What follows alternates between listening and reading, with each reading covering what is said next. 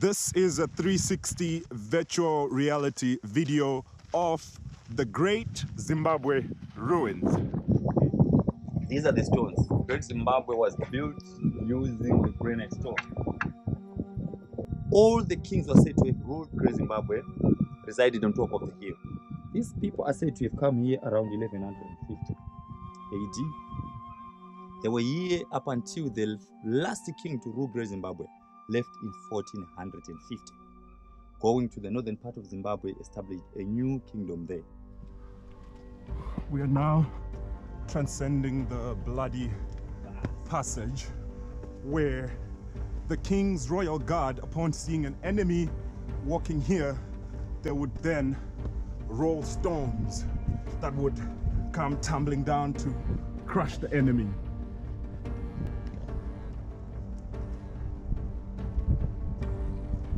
This is definitely not for claustrophobic people.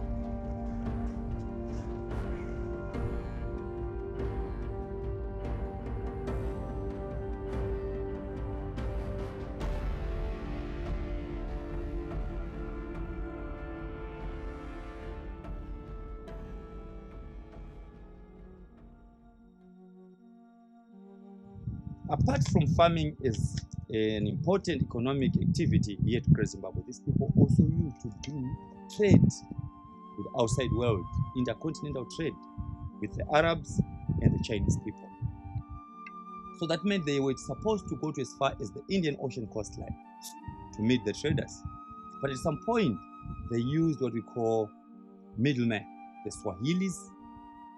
Would take the goods from here, especially gold, ivory, and animal skins. So the man who was here was a paramount king. The area that he administered stretched into Mozambique, South Africa, Botswana, the whole of Zimbabwe. So this was like the capital city of South Central Africa.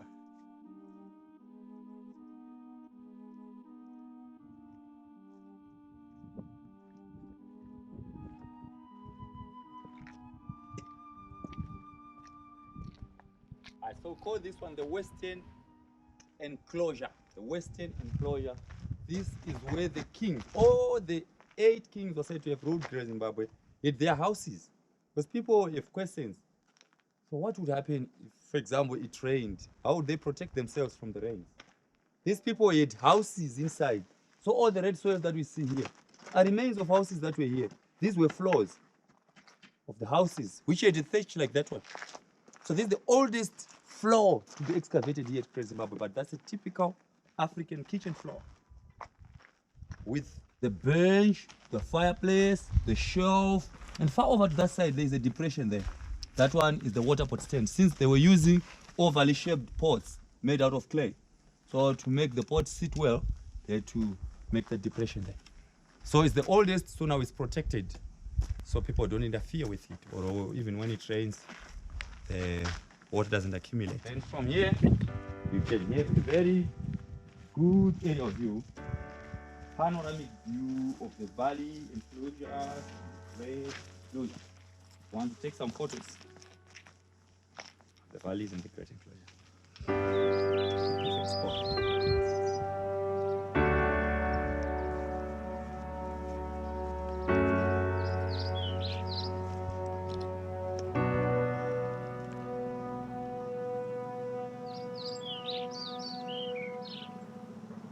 It's so strong. Yeah. Look, it's actually supporting all that weight. It contains some iron. They were very ferocious warriors here. Whenever somebody was reported to be very tactful or he was a brave warrior elsewhere, you are supposed to come and work for the king who was here, because this was a very powerful king. So all the brave warriors from whichever kingdom that surrounded Great Zimbabwe were made to come here. This is part of the labor that was provided, as tribute by other smaller chiefs. So it remained a very powerful kingdom from the time they came here to the time the last king left Great Zimbabwe.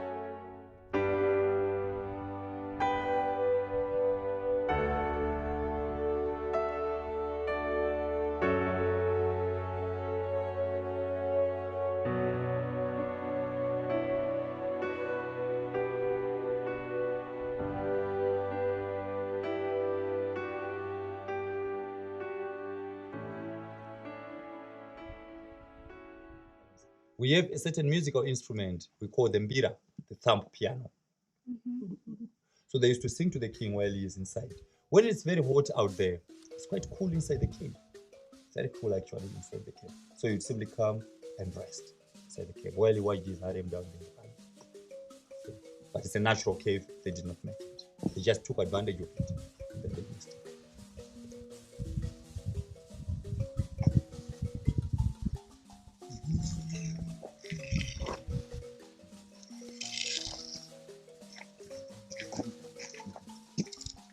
Hi.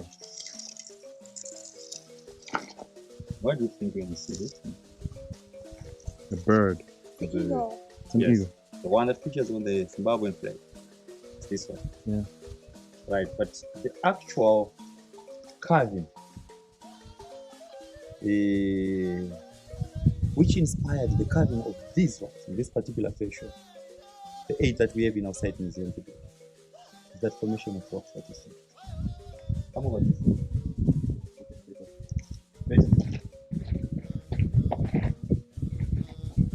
Try to visualize that one.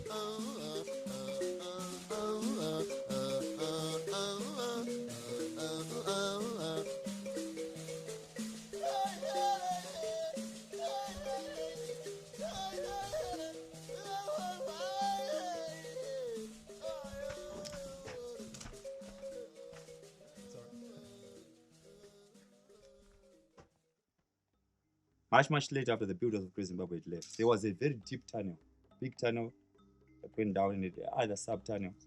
This is where they used to bury dead kings. So remains of 7 kings that ruled and died here at Great Zimbabwe are down there. But it was not until some 2 guys, some treasure hunters in 1902, during the time of the pioneer column, when they got here to Fort Victoria, they renamed it Fort Victoria. They came here, they heard about this being a burial place for the kings. So 2 guys got in. They went for days, months, years on end. They never resurfaced. Nobody knows what actually happened to them.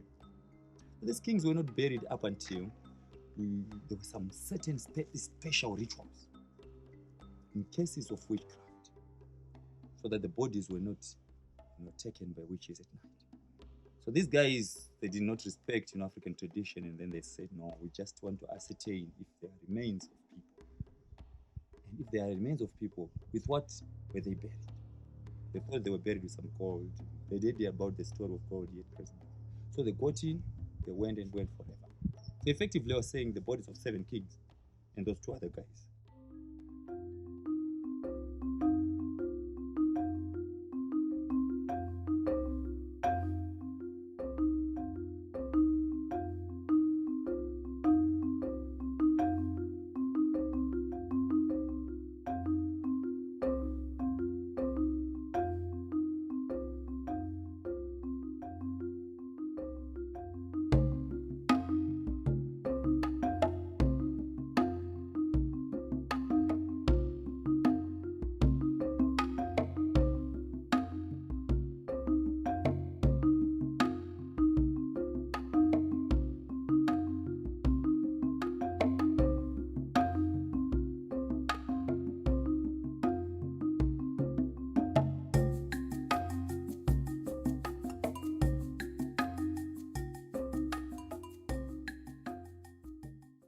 Biggest single pre-colonial structure in Africa, south of the Sahara.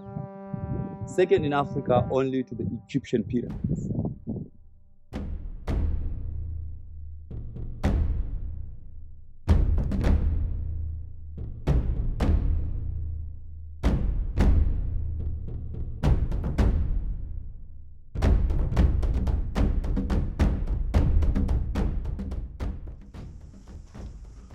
Now the base of this wall is 6 meters wide. They also had the sense to leave some drainage wall in case it flooded. Now come and see.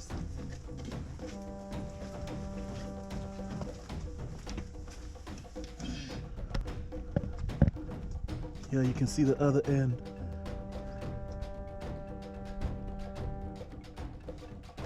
Wow. This wall is 11 meters high, and 6 meters wide at the base, 6 meters wide at the base, and it grows progressively thinner to about 3 to 4 meters at the top. Without cement, this has been standing for over 800 years.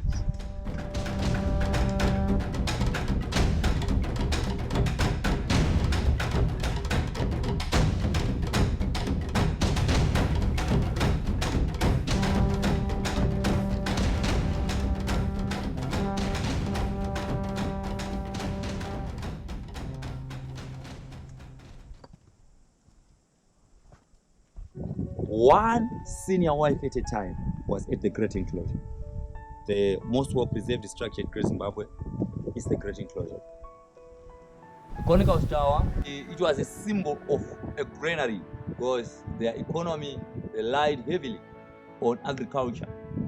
So when they harvested their grain, especially cereals, rapoko, finger millet, and sorghum, they would store in structures like the conical tower. Although that one is just a symbol, it's a solid structure pegged with stone. It's just a symbolic structure.